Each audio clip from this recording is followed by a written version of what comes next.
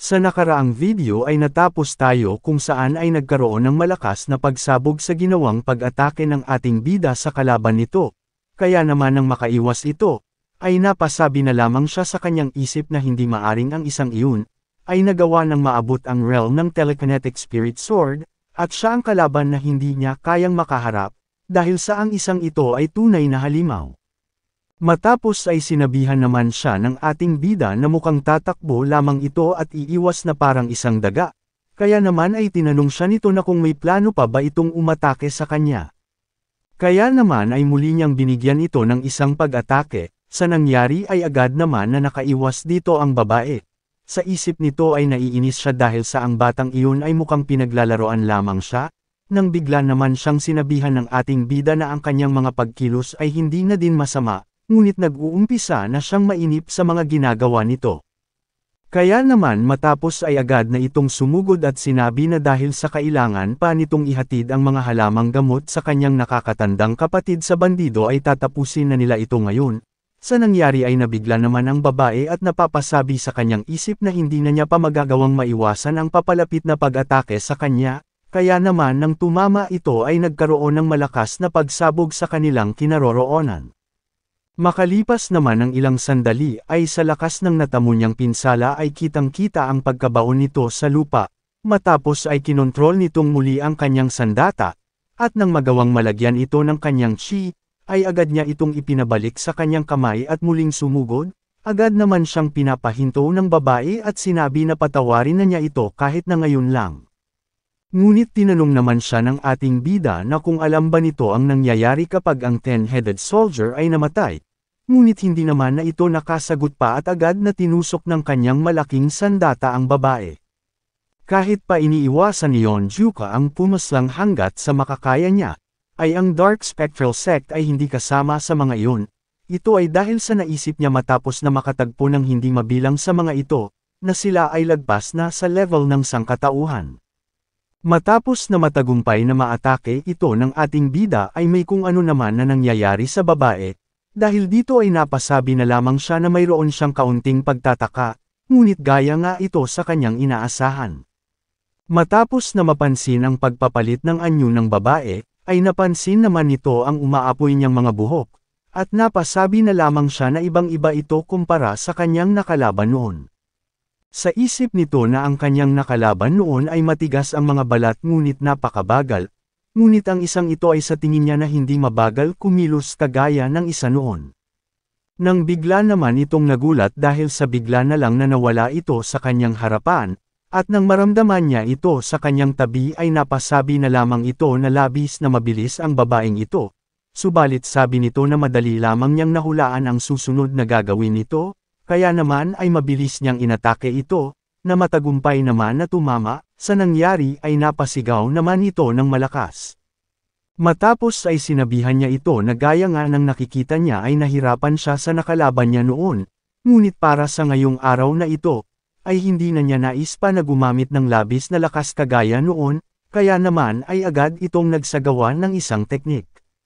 Matapos ay muli naman na sumugod sa kanya ang halimaw, ngunit nang magawa nitong makalapit at umatake sa kinaroroonan ng ating bida, ay wala naman itong tinamaan, dahil sa mabilis na naka-address dito si Yonjuka. Dahil dito ay masaya niyang inasar ang halimaw dahil sa mukhang ang mga walang utak na kagaya nila ay hindi alam kung paanong hulaan ang susunod na gagawin ng kanilang mga kalaban, nang bigla naman na nag-ipon ng malakas na enerhiya ang halimaw na parang isang malakas na energy ball sa kanyang bibig, ngunit nang pakawalan niya ito patungo sa kinaroroonan niya, ay madali lamang itong tinunaw ni Yonjuka gamit ang isang pag-atake. Matapos ay sinabihan naman ito ng ating bida na kahit paanong gawin itong pag-atake, ay wala na itong magagawa upang matapatan siya, dahil dito ay muling sumugod ang babaeng halimaw sa kinaroroonan ng ating bida, ngunit nang magawa nitong makalapit, ay agad naman na pinutol ni Yonjuka ang isa nitong braso. Matapos ay agad itong nagtungo sa likudan ng halimaw, at matagumpay itong binigyan ng isang malakas na pag-atake, sa nangyari ay malakas naman itong napasigaw dahil sa matinding pagkakapinsala.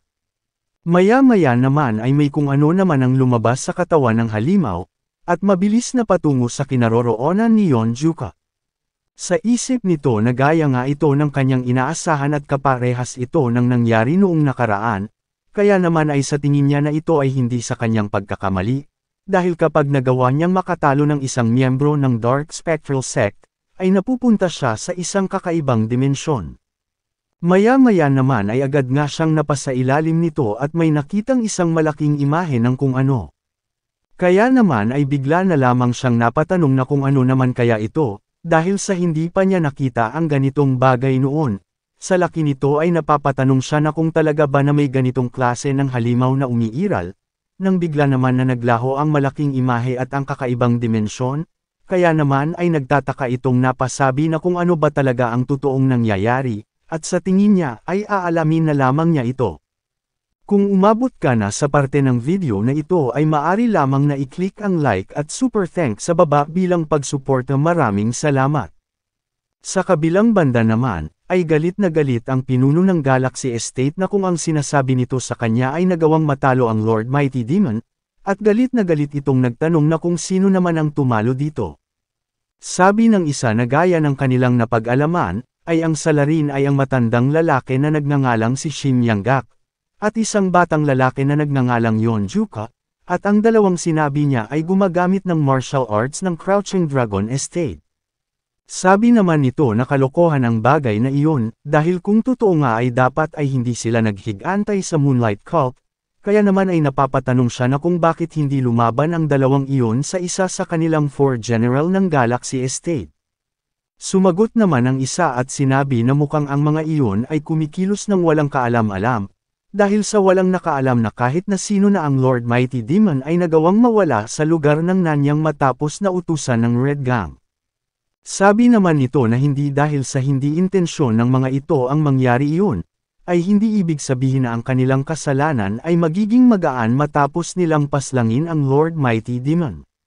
Sabi pa nito na nais sana nilang ipaghiganti ang kanilang Lord Mighty Demon.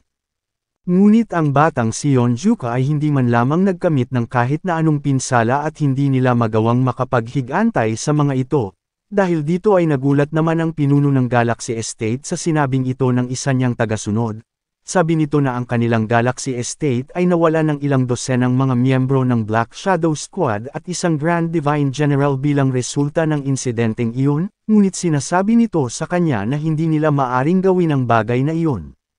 Sabi ng isa na ito ay hindi dahil sa natakot na sila sa bata na iyon, ngunit sa halip ay ito ay dahil sa paglabag ito sa decree order ng kanilang sect. Sa nangyari ay nagtaka naman dito ang pinuno na kung mayroon bang kautusan ng Dark Spectral Sect sa pagbabawal sa paggawa ng paghihiganti sa isa sa mga kasamahan nito. Sabi ng isa na ang patungkol doon ay hanggang sa ang Order Sect ay tuluyan ng madurog, ay ang utos ay patungkol sa pagkakaroon ng alitan sa Chaos Sect. Sabi pa nito na ayon sa kanyang narinig na ito ay ang pag-iwas sa lakas na mayroon ng Chaos Sect, higit sa lahat ay ang pag-iwas para sa head hideout leader ng Bandit Union na isa sa 10 Greatest Masters, ang Shattering Heavens Demon Lord.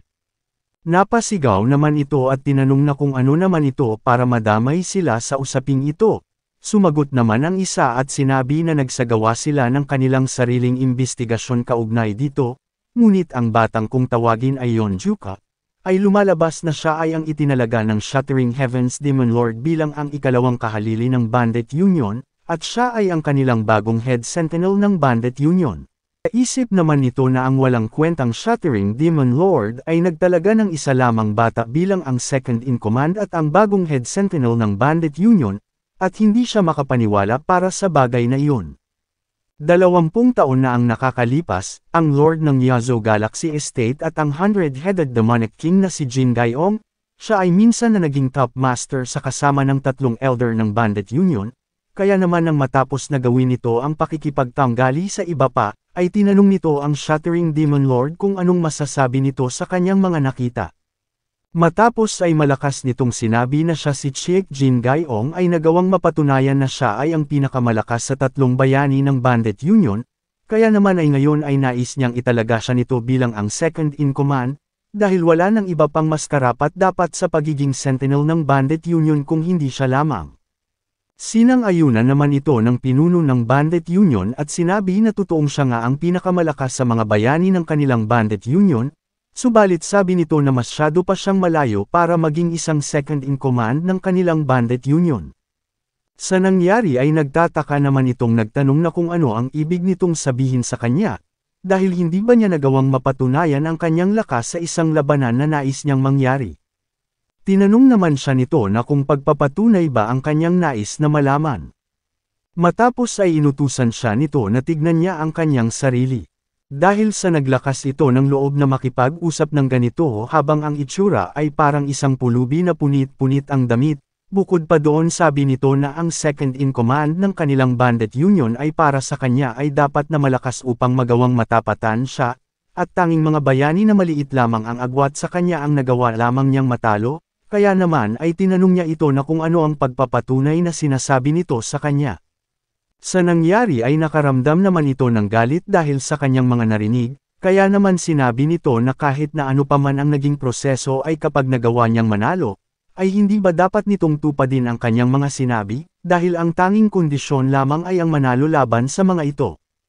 Kaya naman ay tinanong niya ang pinuno na kung kailangan ba niyang patunayan ito sa kanya ngayon na mismo, na siya ay talagang karapat-dapat na tao na may kakayahang makaabot sa kanyang level. Sa nangyari ay napangiti naman dito ang pinuno, kaya naman ay nagpalabas ito ng malakas na aura at sinabi na nagugustuhan niya ang kanyang determinasyon. Subalit sabi niya na mukhang hindi pa nito alam kung saan siya dapat na lumugar. Matapos ay masaya naman siyang tinanong nito na kung kumpiyansa ba siyang hindi niya pagsisisihan ang bagay na ito, sa nangyari ay napahinto naman ito, sabi nito na noon ay ang titulong 10 Greatest Master, ay kahit gaano pa kahirap ang kanyang gawing pagsasanay sa kanyang buong buhay, ay sa pakiramdam niya na para itong pag-akyat sa isang bundok na hindi niya maaring maabot ang tuktok. Ngunit ngayon ay hindi niya alam kung ganun pa din ba ito. Nang bigla naman na nagsalita ang isa at sinabi na kung maghihiganti sila sa batang si Yonjuka, ay hindi ba mas maganda na pag-usapan muna nila ito kasama ng iba pang 100-headed demonic kings, na hindi naman niya sinang-ayunan dahil sa maaaring ito ay isang magandang oportunidad na gaya ng kanyang inaasahan, sa nangyari ay nagtaka naman ang isa sa sinabi nito. Kaya naman sabi niya na hindi ba ang 100 Demonic King na si Limei Hua ay kasalukuyang nagpapalawak ng impluensya ng kanilang Dark Spectral Sect sa loob ng Bandit Union. Dahil narinig niya na ang 7 sa 10-headed Demon Soldier ay nagawang makuhang muli ang kanilang mga posisyon bilang mga branch leader sa ginanap na Bandit Union Tournament at ang Heaven's Demon Lord ay tiyak na mababahala patungkol sa kanila. Subalit ang Bandit Union ay sumusunod sa batas na ang tanging malalakas lamang ang may karapatan na humawak sa matataas na posisyon sa kanilang hanay. Kaya naman ay wala siyang sapat na dahilan para alisin ang mga ito. Sabi pa nito na ang Shattering Demon Lord at para sa patungkol dito, ay matagal na hinanap ang karapat-dapat para sa second in command bilang ang head sentinel ng Bandit Union. Ngunit ngayon ay ang matandang iyon ay hindi nakahanap ng kandidato na makakaabot sa kanyang pamantayan, subalit sabi nito na kung ang batang ito na si Yonjuka ay nagtataglay ng mga kakayahan na nararapat sa isang head sentinel, ay ang kanilang mga 10-headed demon soldier ay hindi magagawang makatagal laban sa kanya. Sabi pa nito na mayroong 20 katao ang nasa ilalim ni Limei Hua, at ang kanyang sinasabi ay kung sa tingin ba ng mga ito na hindi nila kakaharapin muna ang mga ito. Sa nangyari ay napangiti naman ang isa, at sinabi na naiintindihan na niya ngayon ang intensyon ng kanilang pinuno sa bagay na ito, kaya naman sabi nito na kung ganun ay ipagpapaliban na muna nila ang paghihiganti para sa kanilang mighty demon sa ngayon, na agad naman na sinang-ayunan ng mga ito. Matapos ay habang papalabas ito ay sa isip niya na dahil sa pagkakawala ng kanilang sect leader na mahabang panahon, ay ang mga totoong humahawak ngayon ng Dark Spectral Sect ay ang malalakas na 7 mighty 100-headed demonic kings, kaya naman kung ang kanilang sect leader ay mananatiling wala, ang isa sa 100-headed demonic king ay ang magiging bagong pinuno, at hindi na din magtatagal bago magawang madamina ng kanilang Dark Spectral Sect ang buong mundo ng martial world, at habang nasa isip niya ang hinaharap, ay mas matalino na panatilihin ang alamin ng lakas ng iba pang mga demonic king. Nang bigla naman itong napasabi na nais niyang malaman kung gaano na ba kalaki ang nagawa ng batang si Yonjuka, kaya naman ay matapos na maisip ito, ay agad naman na siyang kumilos patungo sa kinaroroonan nito. Kung umabot ka na sa parte ng video na ito ay maaari lamang na i-click ang like at super thanks sa baba bilang pagsuporta. Maraming salamat. Sa kabilang banda naman sa Henan Province Zhengzhou, ay tinanong ni Yeonju si Shim Yanggak na kung ito ba ang lugar na tinatawag nitong kanyang lugar na kinalakihan, na agad naman na sinang-ayunan nito at sinabi na gumugol siya ng ilang dekada sa pagtira sa lugar na ito. Sabi pa ng ating bida na naalala niya na may nasabi ito patungkol sa Three Devils of Henan o ano pa man ito, na mayabang naman na sinang-ayunan ng matanda at sinabi na noon ay ang kanilang martial arts skill ay hindi ganun kaganda, ngunit nagawa nilang turuan ang mga mayayabang na order sect ng isa o dalawang pagtuturo sa mga ito. Sabi naman dito ng ating bida na sa tingin niya na hindi na nito pa kailangan na tanungin ang kasunod na nangyari, dahil sa nagkaroon ito ng madaming mga kaaway, kaya naman ay siya ngayon ay nagtatago sa kanyang suot na bamboo hat. Sabi naman ni Yanggak na kahit nakilala ang lugar na ito bilang isang paraiso para sa mga martial artist, at minsan ay ang kahit na ang mga 10 greatest master at ang iba pa ay madalas na makikita sa lugar na ito. Kaya naman dahil dito ay sinabihan siya ni Yeonju na kung ganun ay magtago lamang siya ng ganito at kapag nabugbog siya sa kung saan man dito ay hindi niya tutulungan ito. Matapos ay nilihis naman ng ating bida ang usapan nila at tinanong na kung talaga ba na ang lugar na ito ay kilala sa pagiging masarap ng mga pagkain dito, na agad naman na sinang-ayunan nito at sinabi na ang lugar na ito ay sinasabi na ang pinakamahusay pagdating sa mga kakayahan sa pagluluto sa buong Henan. Sabi naman ni Yeonju na ang lugar na ito ay totoong napakalaki ngunit sa tingin niya ay mukha itong lugar ng parausan. Sinagot naman siya ng matanda at sinabi na ang lugar na ito ay kilala bilang ang Courtesan House, ngunit ang tavern nito ay talagang walang katulad. Sabi pa nito na base sa kanyang pagkakatanda ay ang tavern na kanyang tinutukoy ay nasa first floor ng lugar, at para sa pagkain naman ay nasa kabilang banda kaya naman ay kailangan nilang magtungo doon at ipaghahanda siya nito ng pinakamasarap na pagkain at kakaibang alak na mayroon dito. Nang bigla naman na nakita nito ang kakaibang reaksyon ng ating bida, at habang pinagmamasdan siya ni Shim Yanggak, ay nagtataka siya dito kaya naman ay agad niyang tinanong ito na kung mayroon bang nangyaring biglaan para magkaganito siya, ngunit habang tinatawag niya ito ay hindi naman nagbabago ang reaksyon ng ating bida. Ang matandang si Shim Yanggak ay naguguluhan, dahil magmula nang nakasama nito si Yeonju, ay ito ang unang beses na nakita niya itong hindi nagawang makontrol ang kanyang emosyon na pagkakabalisa, hindi kahit noong nagawa niyang makaharap ang mga 10 greatest master, at hindi ito nagpatinag ng kahit na kaunting pagkakataon. Subalit ngayon ay ang batang si Yeonju ay ang itsura nito ay parang isang takot na bata na nakakita ng multo sa kanyang harapan. Kaya naman ay sinundan ng tingin ng matanda ang direksyon na tinitignan ng ating bida. Kaya naman habang nakatingin ay napapatanong siya na kung ano naman ang maaring maging dahilan upang ang isang Yeonju ay tamaan ng takot, na siyang nakatapak sa realm sa hangganan ng kalangitan. Sabi pa nito na ang lugar kung saan siya nakatingin ay wala namang kahit na ano bukod sa dalawang tao na kumakain at nag-uusap. Sa lugar naman ng dalawa, ay habang kumakain si Lady Beck, ay tinatanong siya ng lalaki na kung anong masasabi nito sa lasa ng dumpling sa lugar na ito dahil sa ito ang kanilang specialty sa lugar, at mukhang ang kahit na ang isang Lady Beck ay hindi din nakaligtas sa sarap nito. Sabi naman nito na tama siya na masarap ito at ang amoy ay ganun din. Sabi pa nito na nais niya na may iba ang usapan dahil sa siya ang nakatanggap ng tulong ng kanilang representante, at hindi maganda para sa kanya na ay traitor siya ng ganito. Masaya naman na sinabi ng kanyang kausap na wala lamang iyon, dahil sa nasa magandang pakiramdam siya ngayon matapos na malaman na ang lahat ay naging maganda para sa kanya. Sabi naman nito na ang lahat ay ipinagpapasalamat niya sa kanya patungkol sa pagsasabi patungkol sa 8-bit bell, at sisiguraduhin niya na makakapagbayad siya ng kanyang pagkakautang dito sa ibang paraan, na masaya naman na sinabi nito na kung nanaisin niya ay hindi niya matatanggihan ito. Nang bigla naman niyang tinanong si Lady Beck na kung anong dahilan kung bakit nito napagdesisyonan na makipagkita ng personal sa Moonlight Sage at magbigay ng isang kasunduan, at hindi ba ito ang salarin sa pagkakawasak ng kanilang Crouching Dragon Estate at ang nagwalang hiya sa labi ng kanyang namayapang asawa. Sabi naman nito na hindi madaling desisyon para sa kanya, Ngunit napag-isip-isip niya na ang paglaban sa Dark Spectral Sect sa Martial World at ang mamuhay ng walang kahit na anong hirap na dadanasin ay hindi na maasahan pa na pagpipilian. Sabi pa nito na matapos ng kanilang pagkikita, ay naging sigurado na siya sa kanyang naging desisyon.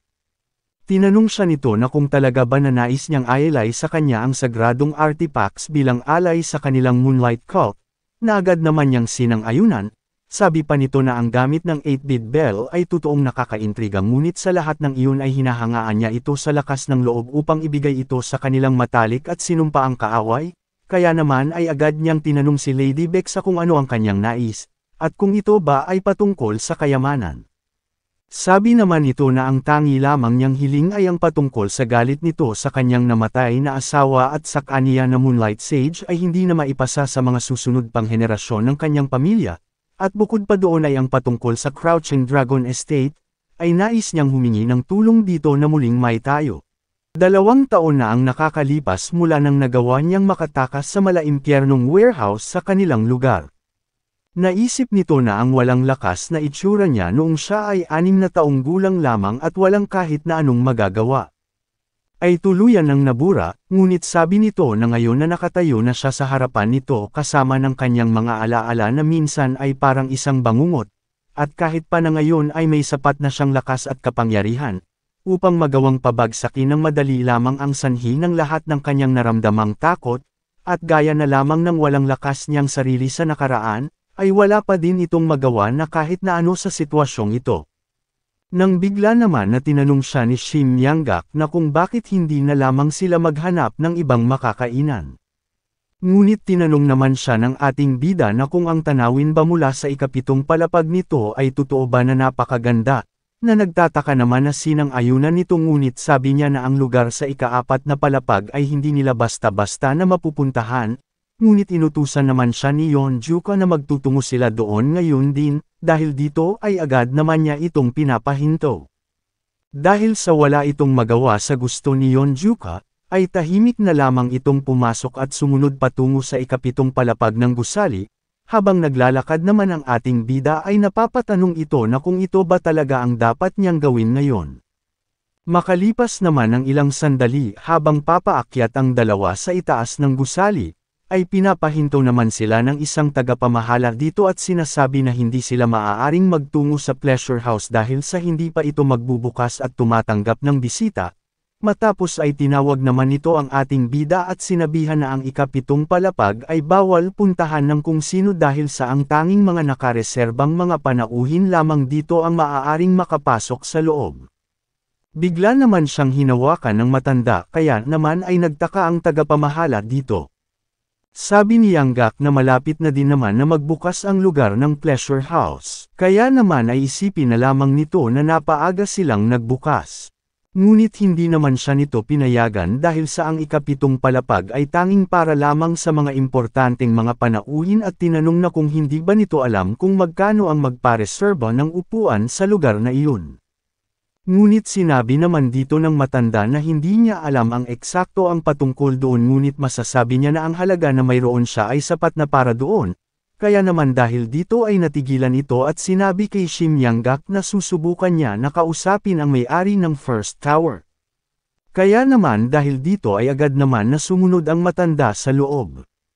Matapos ay nakita niya si Yeonjuka na nasa dulo ng ikapitong palapag, kaya naman ay agad niya itong nilapitan at tinanong na kung ayos lamang ba ito, ngunit tinanong lamang siya ng ating bida na kung hindi ba kamangha-mangha ang tanawin mula sa itaas, dahil sa hindi niya magagawang makakita ng ganito sa kung saan paman at sa pakiramdam niya ay sasabog ang kanyang damdamin sa labis na pagkagalak sa kanyang mga nakikita.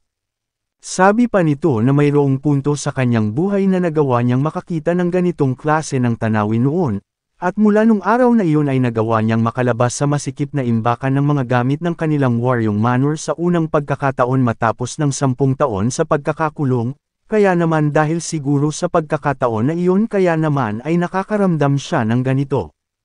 Nang bigla naman na nagsalita ang matanda at sinabi nito sa ating bida na kung maaari ba siyang magtanong ng walang kaugnayan sa kanyang mga sinasabi ngayon sa kanya, na kung ang matandang babae na nasa unang palapag ba ay mula sa kanyang nakaraan, na malungkot naman na sinang-ayunan nito, at sinabi na siya ang kung sino na nagawang ikulong siya sa imbakan na iyon sa loob ng 10 taon at pinahirapan siya ng walang humpay. Sa nangyari ay nakaramdam naman ng matinding puot ang matanda at sinabi nito sa ating bida na kung papayagan siya nito, ay magtutungo siya sa ibaba at dadalhin nito sa kanya ang ulo ng babae na iyon. Hindi naman ito sinang-ayunan ni Yeonjuka at sinabi na ayos lamang siya, dahil ang bagay na iyon ay ang kung ano na madali lamang niyang magawa ng siya na mismo. Sabi pa niya na para sa kanya ay para siyang nawala ng kanyang depensa, kaya naman ay natigilan ang kanyang katawan at walang nagawa na kahit na ano ng oras na iyon, ngunit ngayon ay alam na nito na makakaya na niyang atakihin siya ng kanyang espada sa kanyang lalamunan anumang oras niya naisin. Nang bigla naman niyang tinanong ang matanda na kung ito na ba ang matatawag na paghihiganti para sa kanya, nang malungkot naman na hindi sinang-ayunan ng matanda, nang bigla naman na naputol ang kanilang pag-uusap nang bigla na lamang may pumasok at humihingi ng pasensya sa biglaan niyang pagpasok sa gitna ng kanilang pag-uusap. Matapos ay agad naman itong nagpakilala at sinabi na siya ay si Zhang Bo-ok, ang mayari ng Zhengshu First Tower, at isang karangalan para sa kanya ang makatagpo ang kagaya nila na tanyag na mandirigma. Sabi pa nito na gustong-gusto niyang pagsilbihan ang dalawang nasa kanyang harapan ngayon sa abot ng kanyang makakaya, subalit sabi nito na mayroon siyang di pangkaraniwan at importanteng reserbasyon sa lugar na ito para sa mamayang gabi at mahirap para sa kanya ang bigyan pa sila ng bakanteng kwarto sa lugar na ito. Kaya naman sabi nito na humihingi siya ng pasensya sa mga nangyayari, kaya naman ay inutusan nito ang ating bida at ang matandang si Shim Yanggak na kung maaari lamang ay umalis na sila ngayon din sa lugar na ito. Sabi naman dito ng ating bida na labis siyang nalulungkot sa pagkakarinig na mayroong nagreserba sa lugar na ito dahil sa gustong-gusto niya ang lugar. Ngunit sabi naman ni Yanggak na naiintindihan nila ang mga sinabi nito kaya naman ay maya-maya ay aalis na sila at bigyan lamang sila nito ng ilang sandali pa. Dahil dito ay napasabi naman ang mayari na nabunutin siya ng tinik sa pagkakarinig ng kanilang pakikipagkooperasyon, at ang lugar na ito ay puno ng mga mamahaling mga kagamitan kaya naman ay isang malaking problema kung magkakaroon ng isang insidente dito. Matapos ay sinabi nito na kung ganun ang kaso ay pag-uusapan na nila ang patungkol sa kabayaran, at kung silang dalawa ay magbabayad ng 10 silver niyang sa kanya ay hindi na lamang niya papansinin ito at ituturing na walang nangyari. Tinanong naman siya ni Yanggak na kung anong kalokohan naman ang sinasabi nito sa kanya upang magbayad sila ng 10 silver niyang, sabi pa nito na kung titignan niya ay wala naman silang in-order na kahit na ano, kahit na ang mga pagkain na mayroong wine ay hindi naman nagkakahalaga ng 5 silver niyang ngunit ngayon ay sinisingil sila nito ng 10. Natawa naman ang babae sa sinabi nito at napasabi na mukhang hindi sila pamilyar sa prestilyosong ikapitong palapag ng Zhengshu First Tower, dahil ang lugar na ito ay ang madalas na puntahan ng Imperial Family, at dahil doon ay ito ang lugar ng pagkadalisay at ang pagiging mataas ang estado na hindi basta-basta na lamang na maaring tapakan ng kung sino man ng ganun lang kadali. Tinanong naman siya ng ating bida na kung ano mismo ang nais nitong sabihin sa kanila. Sa tanong ni Yeonjuka ay sinabi nito na kung ganun ay gagawin niyang simple ang pagpapaliwanag sa mga ito. Sabi niya habang papalabas ang madaming bilang ng mga mandirigma nito, na ito ang lugar kung saan ay tanging mga Supreme Master lamang mula sa mga 7 sects at sa 2 school o maging ang Chaos Sect ay pinapangarap na mapuntahan, at ang pagpasok dito ay dinudungisan nila ang dignidad ng bawat sulok ng lugar na ito. Sabi pa niya na dahil sa mayroon silang inaasahang pinaka-importanteng bisita ngayong araw, ay sila ngayon dito ay magalang nahahayaan lamang ang patungkol dito para sa halagang 10 silver niyang lamang, at base sa kanyang narinig ay madaming salapi ang mayroon ang mga ito, kaya naman ay bakit hindi na lamang nila resolbahin ito ng mapayapa. Sabi pa nito na para sa kaalaman nila, ay ang maipapayo lamang niya sa mga ito na huwag nang subukan ang walang kwentang panlalaban, dahil bilang ang Zhengshu First Tower ay palaging ang punong abala, ay ang pinaka-elite martial artist na mayroon sila at ang bawat isa sa kanilang mga gwardya ay ang mga hindi matitinag na mga master sa kanilang mga kinabibilangan. Sa sinabing ito ng babae ay tinuwanan naman sila ng matandang si Yanggak at sinabi na mukhang humuhukay sila ng kanilang sariling libingan, na mayabang naman na sinagot ng babae na ang madalas na umaakto ng hindi nag-iingat ay kadalasan ay sa huli ay nagsisisi. Kung umabot ka na sa parte ng video na ito ay maaari lamang na i-click ang like at super thanks sa baba bilang pagsuporta. Maraming salamat. Dahil dito ay tinanong naman ni Yanggak si Yeonjuka na kung sa papaano nila aayusin ang sitwasyon na ito. At kung ayos lamang ba sa kanya na tuturuan niya ang mga ito ng leksyon, agad naman na naglakad si Yeonjuka at sinabihan ang matandang si Yanggak na gawin ito ang nais niyang gawin. At dahil sa kasalanan niya ang nangyari ay inakala niya na kailangan niya na magbayad ng 10 silver niyang, ngunit matapos na marinig kung paano sila pagsalitaan ng isang iyon ay bigla na lang na nagbago ang kanyang isip. Sabi pa nito na nag-uumpisa na siyang sumaya matapos na masira ang kanyang pakiramdam. Ngunit ngayon ay mukhang nasira na naman ito, at sa totoo lamang ay hindi talaga nais nito na umalis sa lugar na ito, dahil sa talagang gustong-gusto niya dito. Kaya naman ay binili na niya ang matanda na wag wawasakin ang lugar, na masaya naman na sinang-ayunan ng matanda at sinabi na gagawin niya ang lahat upang maiwasan ito. Sabi pa ni Yeonjuka na kung ganon ay hihintayin nila kung anong klase ng tao ang importante nilang bisita sa lugar na ito. Maya-maya naman ay agad na inutusan ng may-ari ng First Tower ang mga gwardya nito at sinabihan sila na agad na paslangin ang dalawang ito dahil sa parating na ang kanilang bisita. Hindi naman nagtagal ay agad na nag-umpisa ang labanan, kaya naman sa nangyari ay napasigaw ang ating bida at ang may-ari ng First Tower at sinabihan ang matandang si Yanggak na huwag sisirain ang lugar. Makalipas naman ng ilang sandali pa ay dumating na ang inaasahang importanteng bisita sa ikapitong palapag. Nang makalabas ang importanteng bisita ay napasabi siya na masiyadong maganda talaga ang lugar na ito at gaya nga ito ng reputasyon na mayroon ito, nang bigla naman siyang napalingon sa di kalayuan dahil sa biglaan na lamang na nagsisigawan ang mga ito. Sabi ng isa na ang lumabas ay isa sa di natitinag na mga master kaya naman ay may napasigaw na agad silang tumawag ng dagdag pa na puwersa. Nang bigla naman silang tinanong na kung anong kaguluhan ang nangyayari ngayon, ngunit pabalang naman siyang sinagot nito at sinabi na wala na ito para sa kanya na magtanong, nang bigla naman na natigilan ito at kinilala na siya pala ang kanilang hinahantay na bisita. Kaya naman ay masaya nitong sinabi sa kanyang kasama na sa wakas ay dumating na ang kanilang inaasahan, kaya naman ay ang dalawang bastardo na iyon ay katapusan na nila. Matapos ay sinabi nito sa dumating na nagawa na nilang may ayos ang ikapitong palapag ng Jeonju First Tower para sa kanyang pagdating. Ngunit may dalawang baliw na biglaan na lamang na pumasok doon at ipinipilit na nais nilang gamitin ang lugar. At ang kanilang kakayahan sa martial arts ay mas malakas kumpara sa kanilang inaakala. At sa ngayon ay nahihirapan na sila, dahil dito ay galit naman na sinabi nito sa gwardya na dalhin siya nito sa lugar, sa nangyari ay ininatuwa naman ito ng lahat. Sa lugar naman ng ating bida ay bagsak naman ang tuko ng lahat at ang tanging natitira na lamang ay ang may-ari ng lugar. Kaya naman ay agad niya itong nilapitan at sinabihan na ulitin nito ang lahat ng kanyang mga sinasabi kanina. Sa nangyari ay napasabi na lamang dito si Yeonjuka na mukhang ang matandang ito lamang ang nagkakaroon ng kasiyahan ngayon at hindi man lamang siya nitong tinirahan ng kahit na ano upang ibuhos ang kanyang nararamdamang inis.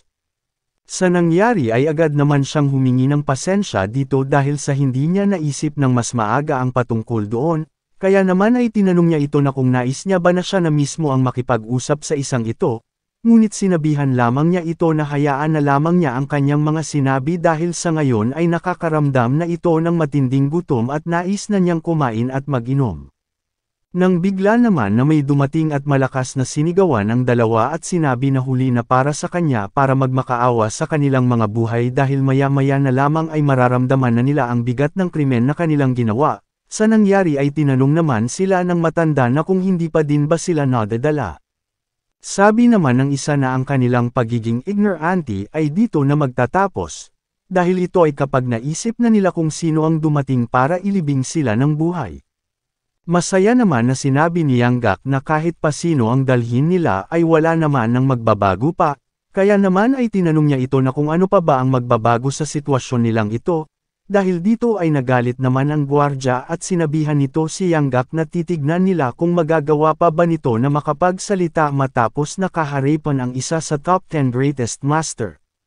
Sa nangyari ay nabigla naman dito ang ating bida dahil sa pagkakarinig nito, at napapatanong na kung sino naman kaya itong greatest master na dumating, nang bigla naman na pinaalis ang gwardya ng bisitang dumating dahil sa nakaharang ito sa kanyang daraanan. Sa nangyari ay nanginginig naman na tinanong ni Yanggak si Yeonjuka na kung ano na ang gagawin nila ngayon, ngunit hindi naman ito nagsalita bagkus ay agad na tumayo at naghanda, ngunit nang makita nila ito ay natigilan naman silang lahat. Sa nangyari ay tinanong naman ng ating bida ang dumating na kung ano naman ang ginagawa niya sa lugar na ito, siya na kanilang pinuno ng Bandit Union. Sa nangyari ay masaya naman itong napasabi na hindi niya inaasahan na ang isang ito na may sanhi ng kaguluhan, ay ang kanilang Bandit Union's rising prodigy at ang kanilang head sentinel na si Yeonjuka.